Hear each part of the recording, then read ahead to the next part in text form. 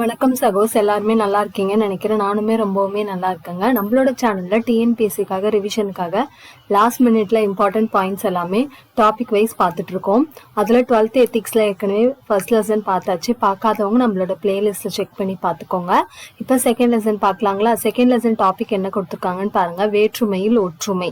So இதுல என்னென்ன important one liner இருக்கு அண்ட் புக் பேக் கொஸ்டின்ஸ் என்னென்ன இருக்கு அப்படின்றத நம்ம இப்போ பார்க்கலாம். சரிங்களா? ஸோ நம்மளோட வீடியோஸ் பிடிச்சிருந்தா நம்மளோட சேனலை சப்ஸ்கிரைப் பண்ணிக்கோங்க. அதே மாதிரி நம்மளோட வீடியோஸ் எல்லாத்துக்கும் லைக் பண்ணிட்டு பாருங்க. வாங்க ஃபர்ஸ்ட் கொஸ்டின்குள்ள போகலாம். ஃபர்ஸ்ட் கொஸ்டின் என்னன்னு பாருங்க. அதிசயம், அதுதான் India. The wonder that was India என்று குறிப்பிட்டவர் யார் அப்படின்னு கேக்குறாங்க. ஏஎல் பாஷம். அவர் தான் என்ன சொல்லியிருக்காருன்னா, அதிசயம் அதுதான் இந்தியா அப்படின்னு சொல்லியிருக்காரு. இந்தியாவின் தேசிய நதியாக கங்கை அறிவிக்கப்பட்ட ஆண்டு எதுன்னு கேட்டிருக்காங்க. எப்போதுன்னா 2008. ஆசியாவின் இத்தாலி என்று எந்த நாட்டை குறிப்பிடுறாங்கன்னா, இந்தியாவை என்னன்னு குறிப்பிடுறாங்கன்னா ஆசியாவின் இத்தாலி அப்படின்னு குறிப்பிடுறாங்க. காஷ்மீர், பஞ்சாப், ராஜபுதனம் இது எல்லாமே என்னன்னு சொல்லுவாங்கன்னா இந்தோ ஆரிய இனம்னு சொல்லுவாங்க. தமிழகம், ஆந்திரம், மைய மாநிலங்கள், சோட்டா நாக்பூர் இதெல்லாம் என்னன்னு சொல்லுவாங்கன்னா திராவிட இனம் அப்படின்னு சொல்லிட்டு சொல்லுவாங்க. அசாம், நேபாள் எல்லையில் வாழும்பவர்களை என்ன சொல்லுவாங்கன்னா மங்கோலிய இனம்னு சொல்லுவாங்க. ஐக்கிய மாநிலங்கள், பீகார் பகுதிகளில் வாழும் மக்களை என்னன்னு சொல்லுவாங்கன்னா ஆரிய திராவிட இனம்னு சொல்லுவாங்க. இது எல்லாமே இம்பார்ட்டன்டான கொஸ்டின்ங்க. ஏன்னா புக் பேக்லேயே மேட்ச் த ஃபாலோயிங் மாதிரி நம்மளுக்கு கேட்டிருக்காங்க. நெக்ஸ்ட் கொஸ்டின் பார்க்கலாங்களா? நெக்ஸ்ட் 8th கொஸ்டின் பாருங்க. வங்காளம் ஒட்டர தேசம், அதாவது ஒடிசாவை தான் ஒட்டர தேசம்னு சொல்றாங்க.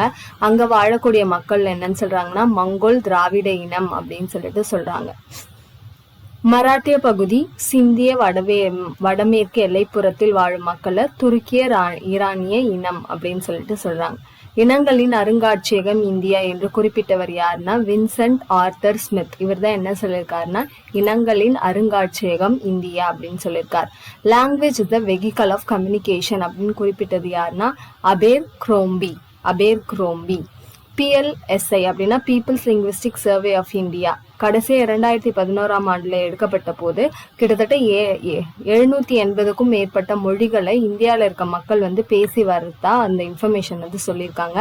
அதுவே பார்த்தீங்கன்னா 1961 ஆண்டுல 1650 மொழிகள் இருந்ததாக தெரிவிக்கிறாங்க. காலப்போக்கில் வருஷம் 10க்கும் மேற்பட்ட மொழிகள் அழிஞ்சிட்டே வந்ததுனால இந்த 2011 சர்வே படி 780 மொழிகள் தான் இப்ப பேசப்பட்டு வருகுது அப்படின்னு சொல்லிட்டு நம்மளுக்கு சொல்றாங்க. 14வது கொஸ்டின் பாருங்க. 1,00,000க்கும் மேலான மக்கள் பேசும் மொழிகளின் எண்ணிக்கை எவ்வளவுனா 33 அப்படின்னு சொல்றாங்க. சமஸ்கிருதம் மற்றும் வட இந்திய மொழிகளை எழுத தேவநாகரி என்னும் எழுத்து வடிவம் பயன்படுத்தப்பட்டு வருகிறது அப்படின்னு சொல்றாங்க. சமஸ்கிருதம் மற்றும் வட இந்திய மொழிகளை எழுத என்ன எழுத்து வடிவம் பயன்படுத்தினாங்கன்னா தேவநாகரி. இந்திய அரசால் அதிகாரப்பூர்வமாக அங்கீகரிக்கப்பட்ட மொழிகள் எத்தனைனா 22 மொழிகள்லாம் ஷெட்யூல்டு லாங்குவேஜஸ் அப்படின்னு சொல்லிட்டு சொல்லுவாங்க. கலப்பு பொருளாதார கொள்கையை பின்பற்றும் நாடு எதுனா இந்தியா. சிந்து அப்படின்னு சொல்லுவாங்க, அதை ஹிந்து அப்படின்னு மாறிச்சு. அதுக்கப்புறம் அரேபியர்களால இந்துஸ்தான் அப்படின்னு சொல்லிட்டு பெயரிடப்பட்டது நம்மளோட இந்தியா. டிஸ்கவரி ஆஃப் இந்தியா அந்த புத்தகத்தை எழுதினது யாருன்னா நம்மளோட ஜவஹர்லால் நேரு. அடுத்து 20வது கொஸ்டின் பாருங்க. நம்ம தமிழகத்துல அறுவடை திருநாளை பொங்கல் விழா அப்படின்னு கொண்டாடுறோம் இல்லையா? அந்த மாதிரி ஒவ்வொரு ஊர்லயும் அறுவடை திருவிழாவை ஒவ்வொரு இதுவா கொண்டாடுவாங்க. அது என்ன அப்படின்னு கேட்டிருக்காங்க. தமிழகத்துல பொங்கல் விழான்னு கொண்டாடுவாங்க. கர்நாடகா, குஜராத், மகாராஷ்டிரா, பீகார்ல மகர சங்கராந்தின்னு கொண்டாடுவாங்க. இது ஒரு தடவை குரூப் 4ல நம்மளுக்கு மேட்ச் த ஃபாலோவிங்கா கூட கேட்டிருக்காங்க. கேரளால ஓணம் பண்டிகை அப்படின்னு கொண்டாடுவாங்க. மத்திய பிரதேசத்துல லொஹரி, அதே மாதிரி பஞ்சாப்ல பைசாகி, அசாம்ல போகாலி பிஹு, வங்காளத்துல நப்னா. இது எல்லாமே அறுவடை திருவிழாக்கு அந்தந்த ஊர்ல வழங்கக்கூடிய பெயர்கள்னு சொல்றாங்க. ஸ்தூபி என்ற கட்டட அமைப்பு முறை முதலில் எங்க அறிமுகப்படுத்தப்பட்டதுன்னா வட இந்தியால தான் அறிமுகப்படுத்தப்பட்டது அப்படின்னு சொல்லிட்டு சொல்றாங்க. லிட்டன் பிரபு எழுதிய த சீக்ரெட் வே என்ற நூலை தமிழில் ரகசிய வழி என்ற பெயரில் யார் மொழிபெயர்த்தாங்கன்னா மனோன்மணியம் சுந்தரனார். இது ரொம்பவுமே இம்பார்ட்டன்டான கொஸ்டின்ங்க. லிட்டன் பிரபு ஆங்கிலத்துல எழுதின த சீக்ரெட் வே அந்த நூலை தமிழ்ல ரகசிய வழி அப்படின்னு மொழிபெயர்த்தது யாருன்னா மனோன்மணியம் சுந்தரனார். தென்திராவிட மொழிகள் என்னென்னு பாத்தீங்கன்னா தமிழ், மலையாளம், கன்னடம், குடுகு, துளு, தோடா, கோத்தா, கொரகா, இருளா இது எல்லாத்தையுமே என்னன்னு சொல்றாங்கன்னா தென் திராவிட மொழிகள் அப்படின்னு சொல்லிட்டு சொல்றாங்க. அதாவது 3ஆ பிரிக்கிறாங்க. தென் திராவிடம், நடு திராவிடம், வட திராவிடம். நடு திராவிட மொழிகள்ல என்னென்ன வரும்னா தெலுங்கு, கோடி, கோயா, கூயி, கூவி, கோலாமி, பஜ்ஜி, கதப்பா, கோண்டா, நாயக்கி, பெங்கோ, முண்டோ இது எல்லாமே. வட திராவிட மொழிகள்ல குருக், மால்தோ, பிராயு இது எல்லாமே வரும். ராஷ்டிரகூடர்கள் காலத்தில் கன்னட மொழியில் எழுதப்பட்டதுதான் என்னன்னா கவிராஜ மார்க்கம். விஜயநகர பேரரசு காலத்தில் தெலுங்கு மொழியில் எழுதப்பட்டது ஆமுக்தா மால்யதா.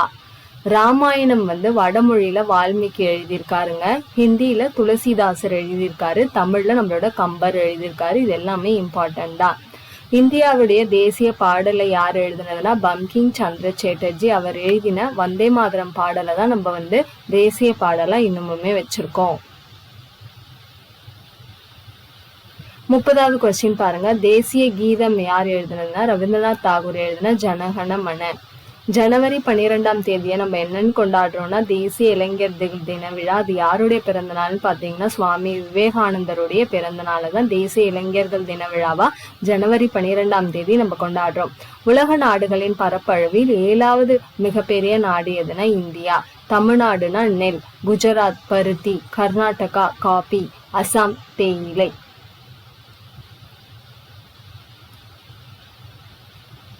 அடுத்து கூற்று கொடுத்துட்டு சரியா தவறா கேட்டிருக்காங்க. 2 கூற்று நம்மளுக்கு கொடுத்திருக்காங்க. பீடபூமிகள் என்பவை மழை குறைந்த உயர் நிலங்கள் ஆகும். சரி. கனிம வளங்களும் சில வேளாண் பொருட்களும் இப்பகுதியில் விளைகின்றன. இரண்டுமே சரி. கிரேக்கர்கள் முதலில் அறிந்தது டேஷ் பகுதியாகும். சிந்து நதி பாயும் பகுதியாகும்.